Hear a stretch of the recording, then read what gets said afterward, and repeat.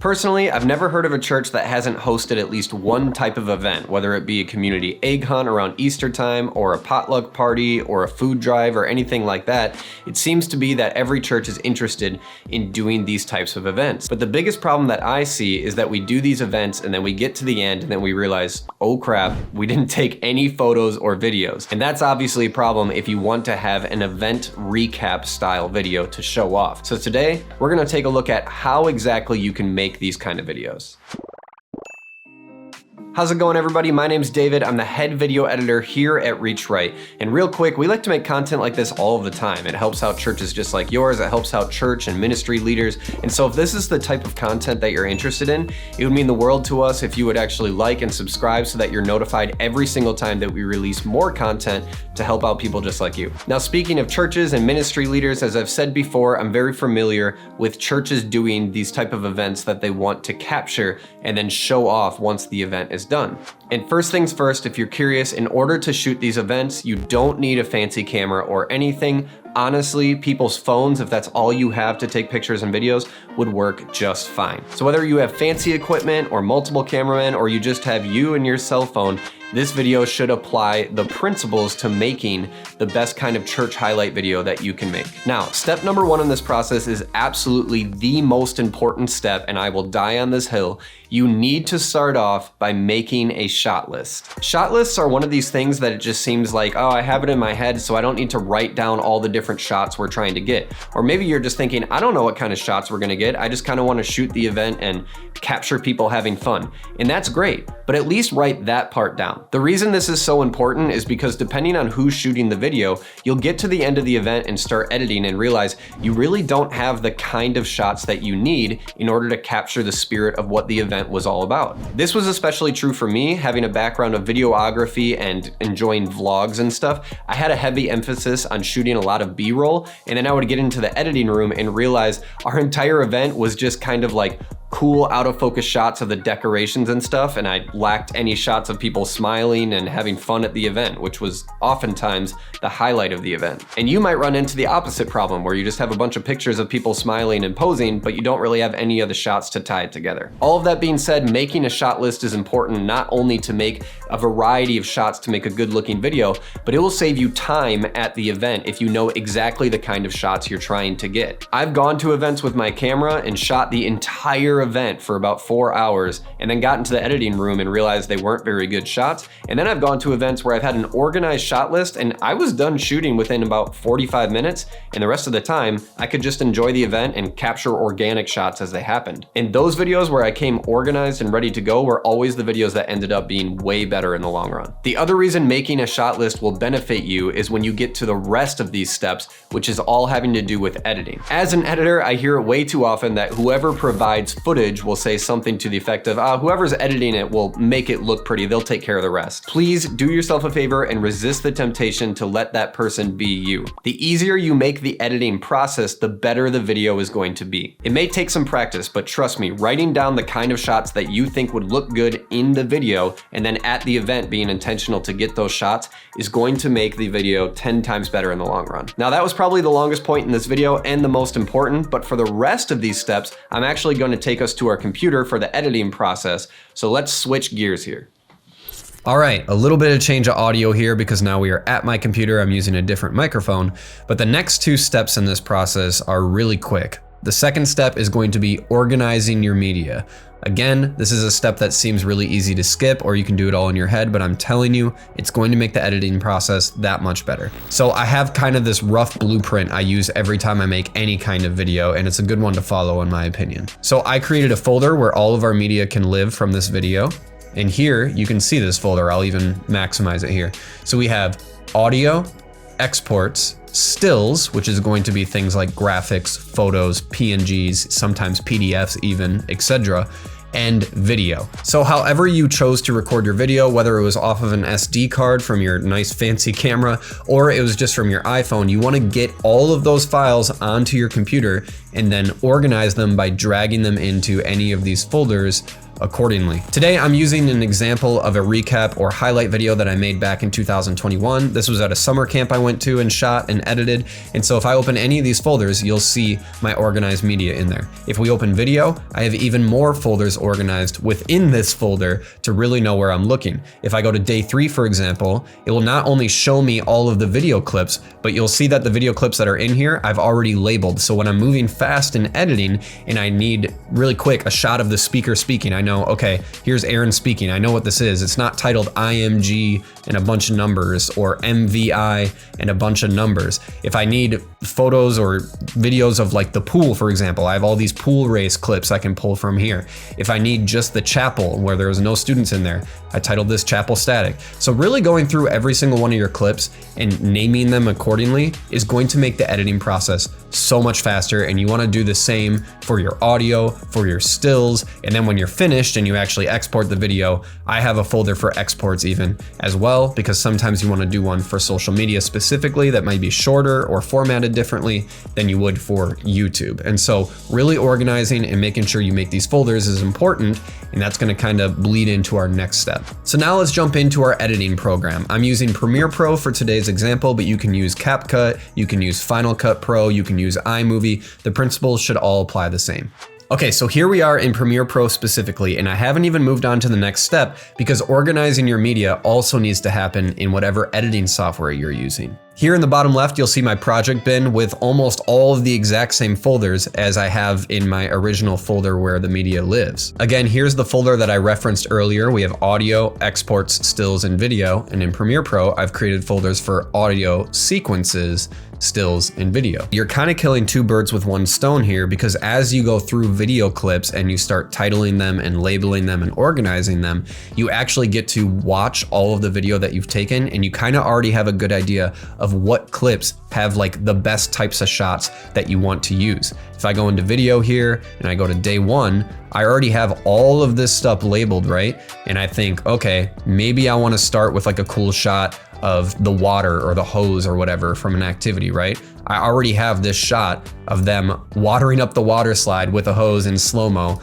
and I immediately know, okay, if I need a really cool shot of the activity at nighttime, it's right here. It just makes everything so fast. Now let's move on to the third step. This one's really quick, and I guess it depends on the editor that you ask, but most people I know say that you should always start with the music. I'm a huge fan of starting with the music for a couple of reasons. Number one, if you start with the music right away, it kind of gives you an idea and you can start to see the video in your head as you're listening to it. The other reason is as you're placing these videos in your timeline and starting to piece the video together, it's kind of a natural process to want to change between clip after clip on the beat of the song, so it just makes your workflow easier that way. And lastly, throughout the process of editing, the absolute hardest thing to change in a video is the music, because generally speaking, most editors will make an entire video based off of the music and match things to the music. So if you all of a sudden want to go in at the very end of this editing process and you try to change the music, nothing's going to match up, and it's going to be a pain to try to redo it to a new song. As far as where to get music, you can really use whatever you want depending on what this video is going to be used for, but generally speaking, it's a good idea to try to get royalty-free music. Using royalty-free music helps you avoid the risk of having a copyright strike on your video and have it taken down if you put it on something like YouTube, for example. I would say the best option is to look into having some kind of royalty-free subscription service. There's Artlist, there's Soundstripe, there's Epidemic Sounds, there's all sorts of platforms out there for you to look into. I don't think any one of them is worse than another, so just look into what you think would be best for your budget and for your resources and make a decision there. Of course, if you're only planning on showing this video to your church in-house, it's not getting posted anywhere or anything like that, you could probably use whatever music you want, but I'm just telling you, it's worth the investment to look into some type of royalty-free alternative. So once you have your music picked out, all you got to do is drag it into your timeline and place it there. And again, if this video is something where the music's going to be the only audio playing the whole time, you kind of just want to make sure it's not super loud. I usually do like -6 or something. But if you have instances where you have clips with people actually talking or the microphone was capturing audio you want to use, you're obviously going to have to adjust this volume accordingly. So I'll leave that up to you. But now we have our music and we're ready to actually piece the video together. Now, videography and video video editing is a creative process, which means I can't tell you how to make a good looking video necessarily. A lot of it is kind of up to your design and what you have imagined in your head. However, I can tell you that when you're looking through your video clips, you want to ask the question, what is this video going to be used for? Is it being used to just show that the event was fun and you want to tell people it was fun? Is it being used to kind of advertise the event for people that don't know anything about it and that want to come to it in the future? Answering these questions will help you determine what kind of video clips you want to piece together in the video. Normally, I try to use some kind of establishing shot to start the video out so people know the location and can get a good idea of where this whole video is taking place. But that's just me. Other than that, it's really just about finding good looking clips that would fit your video and then adding them into your timeline and trimming them to match the beat of the song is generally what people do. So I have a clip of these chairs by the pool. I'm gonna drag this in. I have a shot of this pastor praying over a student. I'm gonna drag this in. I have a shot of this guy clapping, so I'm gonna drag this in. And I have a shot of somebody grabbing some water from a cooler, and I'll drag that in as well. Now, just so that I can actually talk to you guys while I play this video and explain what I'm doing, I'm gonna turn the volume of our track way down.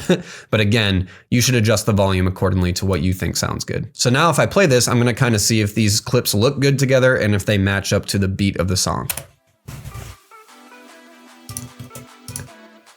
See, obviously this clip is way too long. And that clip's way too short.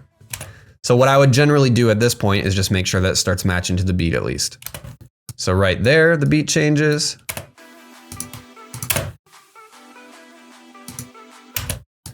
And then right here, I need another clip to start. So I'll make sure that these clips match the beat.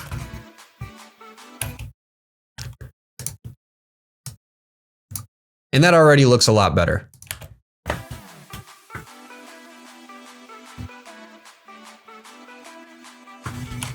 So this really is kind of all editing is. All you're doing is finding clips that look good, that can tell a story when you show them in a specific order, and then you want to make sure that it matches to music to look nice. There is no shortcut to this. There is no secret. There's things you can do to get faster at editing and get better at it. But as far as like a tutorial on how to make these kind of videos, it really is just about looking through your clips, figuring out what looks good and piecing them together. And if you kept our first two steps in mind and shot all of your clips with intentionality, it's going to make editing a breeze. So what I'm gonna do now is actually play you the video, but I'm gonna show it in my editing software so that you can see what my timeline looks like as the video is playing.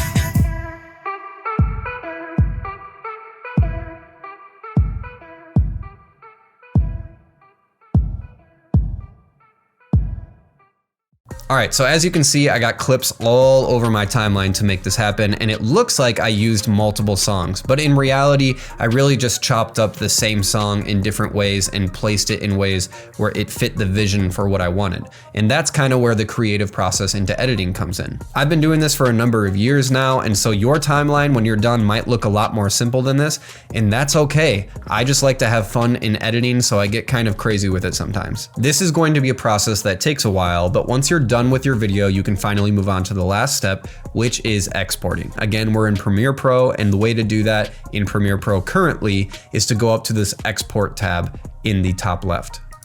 9 times out of 10, and even here in the time of recording of 2024, I find that the standard use of videos is still 1920 by 1080 for your dimensions and your quality. Some people do 4K, some people do 8K, but if you didn't shoot in 4K or 8K, which most people aren't doing, then there's really no use in trying to export that. It's not gonna work that way. So those are the settings I'm using today. I'm gonna title this whatever I want, which in this case would be Summer Camp 2021.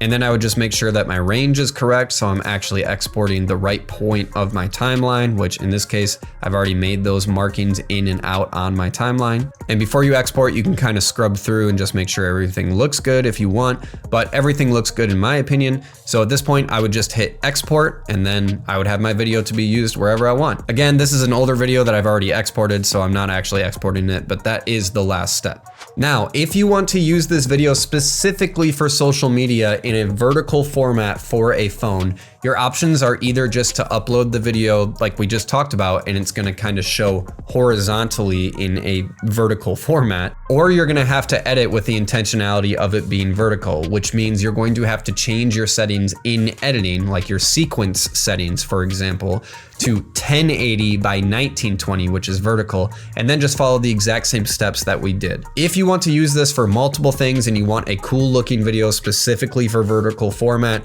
and a horizontal video, then you're gonna actually have to edit two different versions of your video. Some editing softwares do have tools to make this a quicker, easier process, like Premiere Pro, for example. I can go to my entire sequence I just edited, right click on it, and then go to Auto Reframe Sequence, which, like the name suggests, is going to reframe this sequence into a new aspect ratio. But it's not perfect. If I went ahead and hit create here, I would have to actually scrub through and make minor adjustments, but it will still save you a lot of time if your editing software has that available. Now, I know this video is more broad, more open in general, and I really didn't go into like extreme detail on how to edit. So if that's something that you guys want, let me know in the comments down below, or if you have any questions. But if you're wondering how to edit more of like a day-to-day thing related to churches, we've actually done a video on how to make sermon clips specifically using editing software, where I go a little bit more into detail and show you how to edit. So you guys can check those videos out, but otherwise I will see you in the next one.